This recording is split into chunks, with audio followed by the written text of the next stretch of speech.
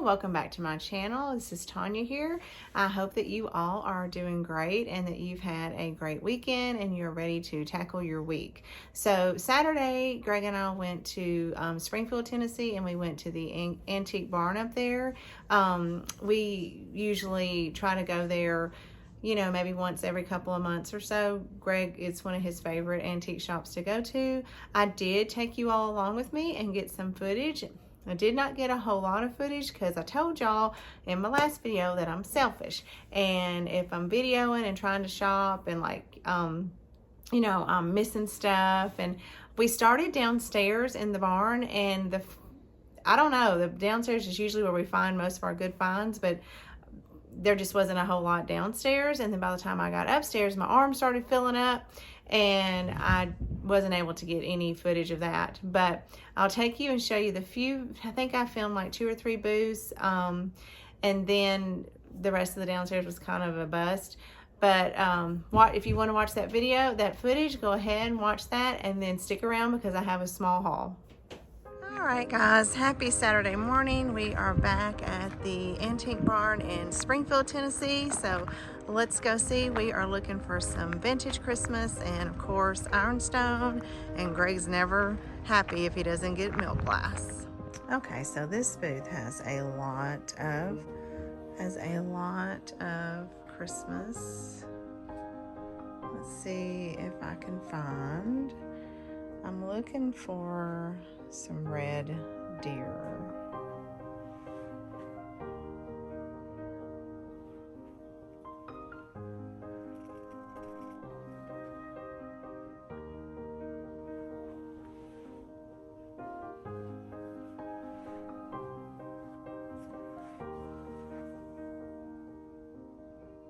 How many of you grew up with that sugar frosted fruit?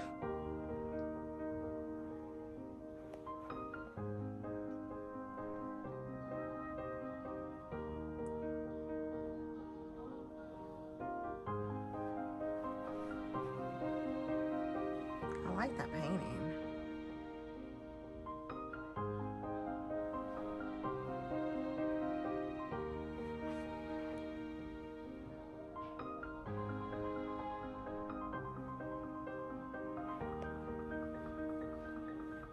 I'm seeing lots of Santas and no deer.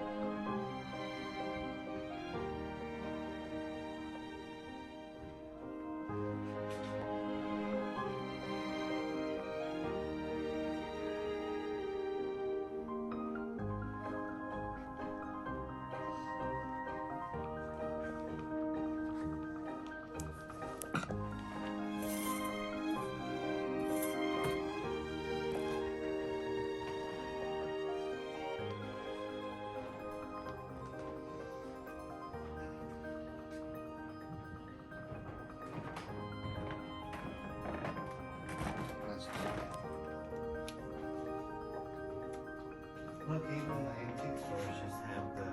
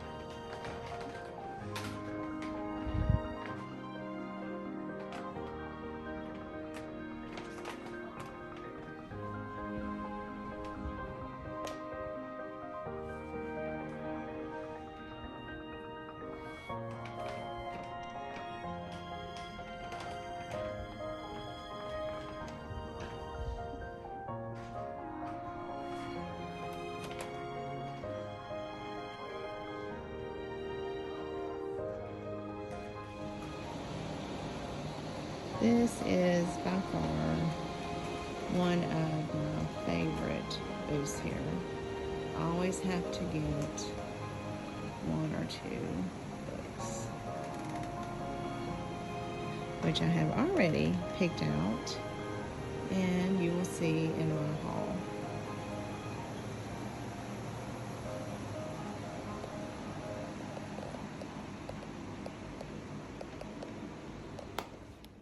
Okay, y'all, so I told you it wasn't a whole lot of footage, but let's get into the haul from the Antique Barn in Springfield, Tennessee. So Greg found a few pieces of milk glass. He has 2 pictures in this, and it is it's called the panel. Oh, he told me what it was, the Westmoreland panel grape pattern. So he found some goblets, and he went ahead and got a set of 6 or 8, I don't remember, goblets of these to go with the 2 pictures that he has, and they're 2 different sizes. And y'all, they are super heavy. I'm pretty sure I've showed them in a haul, but he got these. He also got, in the same pattern, the cake plate, and he had been wanting this cake plate. He had seen it up there the past few times that we had gone. Let's see if I can get it. I like the scalloped edges on this, and so he finally grabbed this. So then the rest of the things I pretty much picked out, of course, but y'all, it was a great day for Ironstone. Now, I had wanted to go to an estate sale that had the Ironstone square ladyfinger bowls, but when I went back to see exactly, where the estate sale was for that, I couldn't find it anywhere, which was really weird. So I missed out on that, and I saw some in an antique center in Murfreesboro, and they were very expensive, which I kind of thought they might be because they were so rare. But at the barn up in Springfield, I found one. Now, it is not exactly what I was looking at, because the one that I was looking at didn't have any color. They were just all white. But y'all, I found this one, and it has a brown stripe going around it. But look at all of the age on it. I thought it was beautiful. And this is the inside. And I kept seeing this pattern all over the place Saturday in all kind of different booths. But I loved this ladyfinger bowl. And it is, well, it's the Alfred Meekin Royal Ironstone. I was hoping it might have what pattern it had set on it, but it doesn't have it. But look. I was so excited to get this. And it's so funny to me, y'all, because when you find pieces like this, some booths will price a piece that has all this on it outrageously expensive, because they know that for some collectors, that is actually what they're seeking and not just the solid white. And then sometimes you'll go in a booth where if it has any age or crazy on it, it's like really cheap. And this was very cheap. Like, I snatched it up so quick. I think I even looked around. I was like, wait, is this right? So it's just funny to me that that's something that I've noticed, that, it really depends on the vendor, in my opinion, what the vendor likes as to what their prices reflect. And if it's something that doesn't really have a lot of meaning to them, it's usually very affordable. So I don't know if that's accurate, but that's just kind of what I think. Now, keeping right along with Ironstone, they had a outside, they called it like an outside garage area, and it's always been there, and I had never seen it. And it looked like there was some people unloading some furniture in it, but the lady, one of the workers was walking by, said, "Oh, y'all can go out there." Well, I was so glad we did, because the stuff out there was kind of more like yard sale prices. So I found, sitting out there on some table, this Ironstone platter. Look at that. It's just brazed and aged and so pretty. It's marked. It is marked semi-porcelain, but what I have learned, I've watched a video about Ironstone and being able to tell what's Ironstone and what's not. And one of the things they said is that Ironstone makers would either label it Ironstone or semi-porcelain, and that semi-porcelain was Ironstone. I didn't know that. And there's another one that is Ironstone, but it's not, doesn't like come out and say that. I can't remember. Of course, I look up these things so that I can tell y'all, and then I get on here and I forget. It's kind of late. I'm really tired. I have homework due in 6 hours, and I haven't even started it because, you know, talk about procrastination. But then I saw this one more Ironstone platter, and I just grabbed it up. It was so funny as we were looking at it, and I was like, oh, I'll just put it back, and I'm looking for Greg to see what he's gonna do, and he just grabs it and he's like, oh my gosh, just get it. And it is the J&G Meakin Ironstone china from England, and it's a pretty big platter. It's got lots, well, not lots, but it's got the aging on it. It's heavy. There's our stamp. That's Ironstone lovers love so much. So it was definitely a good day for Ironstone. I got this little, I like old vintage advertisement things, and I thought this would be cool. It's Slater's Superior Ice Cream, and it's just a little box that came and just some ice cream. I thought, and I'll put it up with some of my other stuff, but I thought it would really be cute. I looked for something like this all summer so that I could make like a little ice cream sundae station thing. But this was 50% off of the booth that I got it at, so it was only $5. And y'all, just to show how sometimes I can say some of the dumbest stuff, I was checking out, and Greg hadn't really seen this, and I was like, oh, it's an ice cream box, like, you know, you'd buy ice cream in this. And I said, isn't it cool that it used to come in a box? Well, I kind of wondered why the cashier like cut his eyes over at me, because, you know, ice cream still comes in a box. Like, now it doesn't, or maybe it did have that kind of slick coating at one time like ours do now. This is like it feels like cardboard, but that doesn't mean it wasn't on there. But sometimes I don't think, and I just say the dumbest stuff, but anyway, I still thought it was cool. I also got 2 books. They have a really large, a vendor that has like a pretty decent size booth full of books, and always like really old books. And this is Longfellow's poems, a complete book of his poems, and I thought that I just loved it. It was really pretty. It'll be great to set out for Easter. I mean, not Easter, Christmas. That's what's coming up. But it'll be pretty to set out for spring, too. The copyright date is 1873.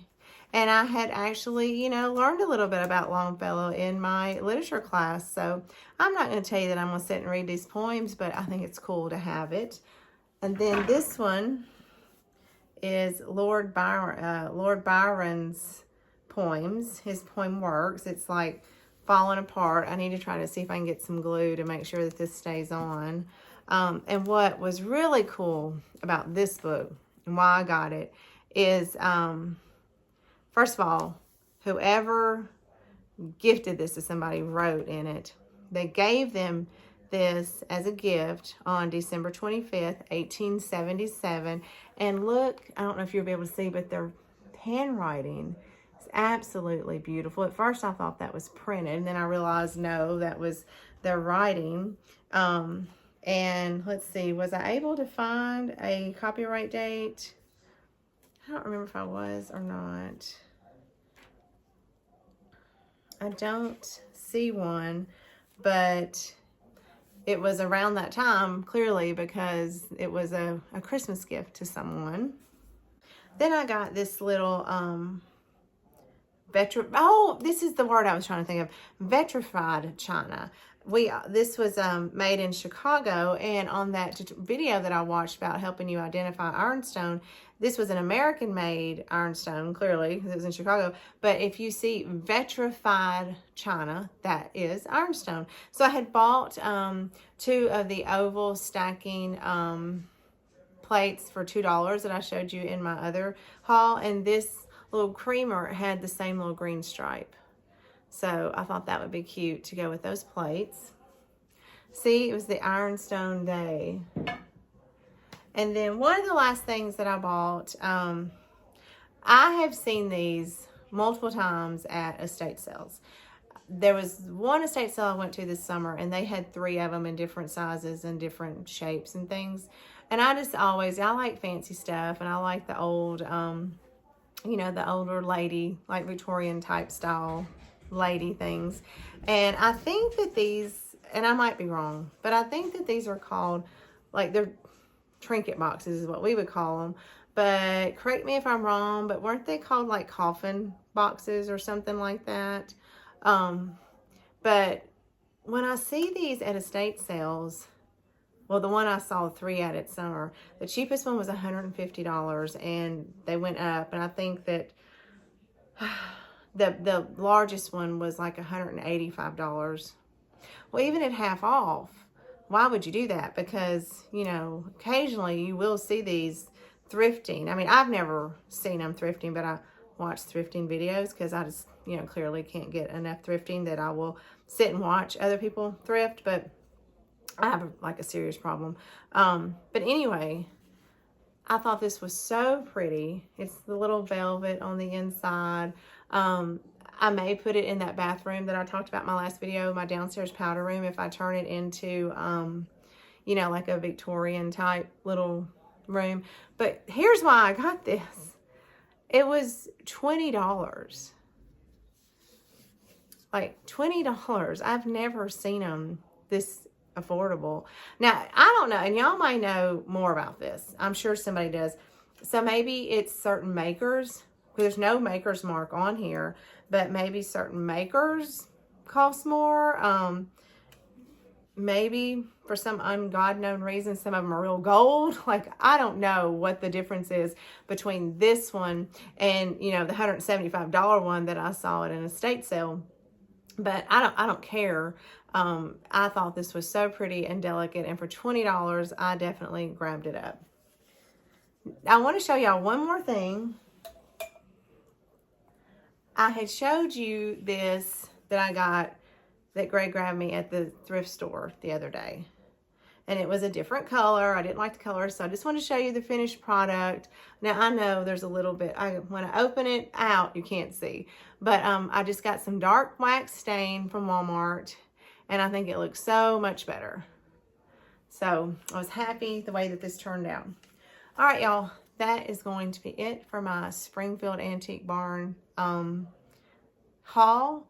I did get a few vintage Christmas items, and I've decided that I have enough things that I've been collecting now that I can do a vintage Christmas haul video for you guys. Some of it you've already seen, and some of it you haven't seen. I've probably got all that I'm going to get. I have enough to turn one little area into just like a vintage area. So be looking for that. My next video after this one, though, is going to be a thrift haul. I got some amazing another finds at the thrift store. Go to your thrift stores, guys. You will be so shocked at some of the things you'll find. So you guys have a great week. I'm going to go see if my computer's charged and try to knock out this homework and go back to my first day. I always hate going back after you've been off, because it's just, you know, you're probably tired because you didn't really rest like you should have over your break or vacation. And it's just that dread. Doesn't mean you don't love your job. It's just you enjoyed your time off. So anyway, I've got that coming up tomorrow. You guys have a great week, and I will see you in the next one. And until then, happy thrifting, y'all.